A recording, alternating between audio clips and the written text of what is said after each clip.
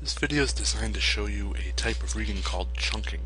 Chunking basically just means that you're learning to read blocks of text when you're speed reading. So the first thing we want to do is talk about what chunking it really is. Chunking is basically just pairing two or more words together into a single thought. So instead of reading the words the and book, you would read the book. There's no change of meaning there.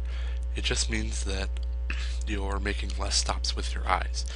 You're still reading every word, so this is a lot different from something like a technique like scanning or skimming where you're not reading every word. You're still reading every word.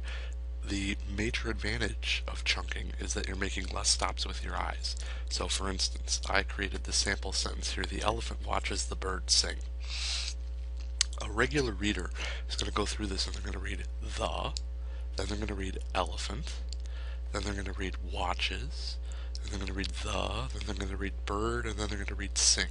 They are making 6 stops with their eyes. As you can see here, anytime this line goes down, they're making a stop. So the, stop, elephant, stop, watches, stop, so on and so forth. Somebody who chunks is going to read thoughts. So the elephant watches, and then the bird sings. So they kind of set this up, in this case, as a noun and what it's doing, and then to what is it doing something. It takes practice, certainly, to do this, but the idea is you want to pair things that fit together. For instance, you wouldn't want to pair something like watches the. Those two words don't mean anything when they're together, whereas the bird means something, and the bird sing, that means something. So there's kind of a little practice thing that I've set up here. Here's an example. I took a passage about the Beatles from Wikipedia, and I've kind of pre-chunked this. You can see there's bold parts, and then there's not bolded parts. So I chunked this the way that I would chunk it. There are an infinite number of ways you could do this. So you could have the Beatles were as one chunk. I put the Beatles as one chunk. Were, so what the sentence is about, what is going on with the subject, and actually what they were, where they were from, and when they were formed. So I chunked this based on information. When you get really good, you can chunk on information. When you're first learning this, you're probably going to want to chunk only 2 words at a time until you get really good. So as you can see, I chunk names together. That's very important. You want to chunk introductions together, like during their career, or let's see. Yeah, that's the only really good one in here.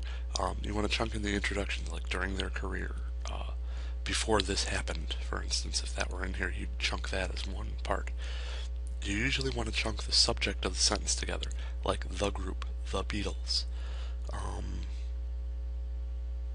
Those kind of subjects are usually grouped together. Verbs and their adverbs, like primarily consisted of, that's one verb and the things that describe it.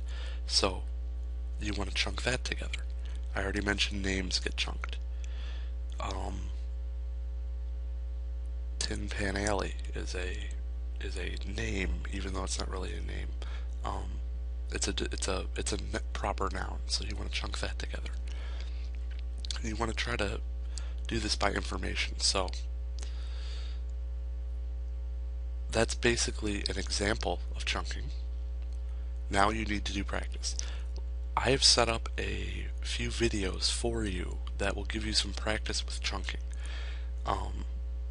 It's a very important skill to learn because the less stops you make, the less tired your eyes will be, the more alert you'll be as a reader, and the faster you'll read. So it's a very important skill to learn.